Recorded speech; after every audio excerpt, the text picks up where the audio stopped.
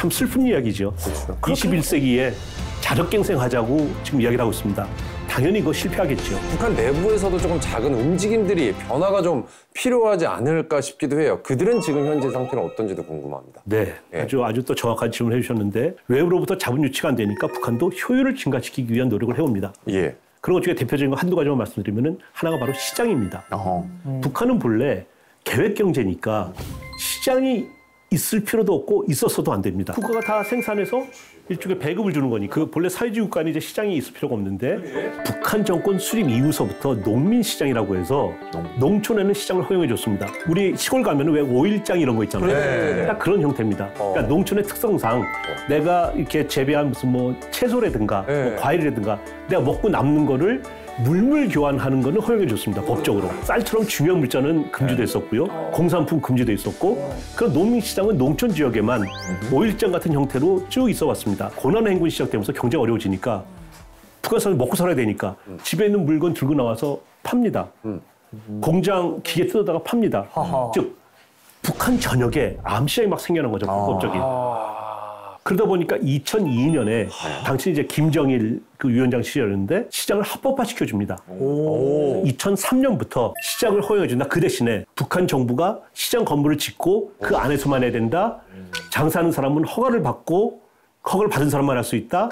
거래하는 품목은 제한되어 있고 가격도 국가가 정해주고 이런 식으로 이제 시장을 만듭니다. 임대비도 받습니까? 나라가? 당연히 임대비 받고요. 판매하는 거에 따라서 일종의 매출에 따라서 세금도 걷고 이렇습니다. 계획 시장이네요. 그쵸? 맞습니다. 계획 시장 같은 거죠. 근데 그렇게 되면은 자연스럽게 그게 권력이 되겠다는 생각도 드네요. 당연하죠. 시장을 만드니까 허가받은 사람만 해야 되는데 다 자판 갖다 놓는 거예요. 근데 경제가 어려우니까 단속도 못 해요. 단속을 하려면 국가가 다시 배급을 정상화해 줘야 되는데 그러니까 묵인한 거죠.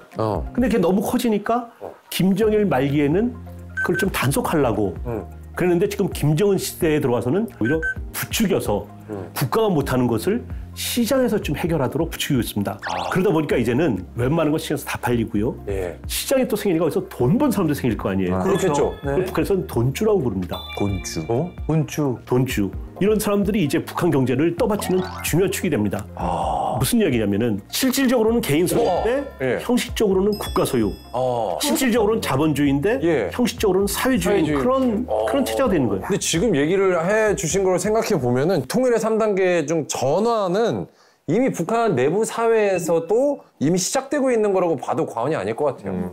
물론 그렇습니다. 그런데 다만 이제 자생적으로 전환이 이루어지고 있는데 저것이 좀 바람직한 방향으로, 올바른 방향으로. 그래서 시장 경제가 좀 들어가고 있다고 볼 수 있지만 시장 경제가 그냥 막 돈만 밝히는 것이 시장 경제가 아니잖아요. 뭔가 공동의 선을 생각을 하는 거고 나의 그 경제 활동이 우리 공동체 전체에 도움이 되는 방향으로 가야 되는데 그런 식으로 우리가 잘 좀 이끌고 유도해야 될 그럴 책임은 있는 거죠. 좀 따뜻한 시장 경제. 맞습니다. 그러면 교수님 방금 전부터 이제 일단은 이제 발전, 다음에 전환, 그 다음에 통합. 통합은 제일 힘든 부분 아니에요? 통합은 오히려 저는 좀 쉽다고 생각합니다. 이미 그 전에 북한 경제가 발전이 돼 있고 상당 부분 우리 수준으로 올라왔고 북한의 체제가 우리와 같은 식으로 이미 좀 전환되었고 하면 그런다면은 야 우리하고 비슷해지고 체제도 비슷한데 합하자. 이거는 그렇게 어려운 작업은 아닐 겁니다. 기본적으로 우리가 통일을 얘기할 때 나오는 게 비용이나 이런 것들인데 이 비용에 대한 인식도 사람들이 확실히 지금의 상황이 어떻게 되느냐에서 좀 많이 다른 것 같아요. 실제로 이제 2018년 4.27 우리 판문점 선언이 있었잖아요. 그 직후에 한번 이런 설문을 한 거예요. 만약에 통일이 된다면 통일 비용을 부담하실 어떤 마음이 있으십니까? 라고 물어봤거든요. 어렵다. 그렇죠. 근데 그때 있었던 설문을 보면 70% 정도가 비용을 부담할 마음이 있다라고 이야기를 하신 거예요. 그러니까 결국에는 지금 SNS의 데이터나 여러 가지를 보더라도 결국에는 우리가 어떤 북한의 모습을 보는 것들 그리고 그 안에서 우리가 느끼는 감정들이 결국에는 우리가 경제적으로 함께 할 수 있는지 없는지까지 좀 연관이 된다. 뭐 이렇게 해석해 볼 수도 있는 것 같습니다. 그럼 교수님 통일 얼마예요? 얼마면 돼요? 자, 이렇게 한번 여쭤볼게요. 여기 올 때 뭐 타고 오셨어요? 택시? 자가용 타고 왔습니다. 지하 서울 타고 왔어요. 그럼 교통비용 얼마예요? 지하철 타고 온 사람은 지하철 요금이라고 말할 거고 그렇죠. 택시 타고 온 사람은 그것보다 뭐 10배, 20배 더 비싼 요금을 말할 거고 자가용 타고 온 사람은 기름값. 기름값? 좀 더 꼼꼼한 사람은 자동차 감가상각까지. 감가상각. 그러니까 교통비용 그러면 간단한 것 같지만 사람마다 다 생각이 달라요. 결혼은 다 하셨나요? 예. 네, 저는 결혼했어요. 네. 네. 소식하네요. 결혼에는 결혼 비용이 들잖아요. 세상 일에는 비용이 없는 게 없죠, 사실. 그럼요. 근데 결혼 비용이 드는데 왜 결혼했어요? 사랑하니까.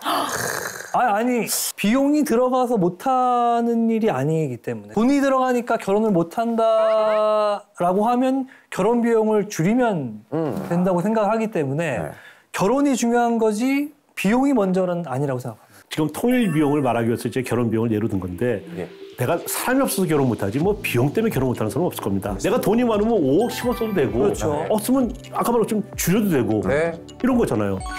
통일 비용도 똑같은 겁니다. 통일 비용을 자꾸 겁을 내는데 통일 비용의 사실 내역을 보면 이런 겁니다. 통일에 대해서 북한 경제를 우리만큼으로 끌어올려야 되니까 북한에 지금 고속도로가 거의 없습니다. 한두 개 그저 명목상 고속도로가 굉장히 열악한데 자, 그럼 북한의 고속도로를 만약에 10개 놓는 비용 더하기 학교 500개 개부 서는 비용 더하기 병원 200개 개부 서는 비용 더하기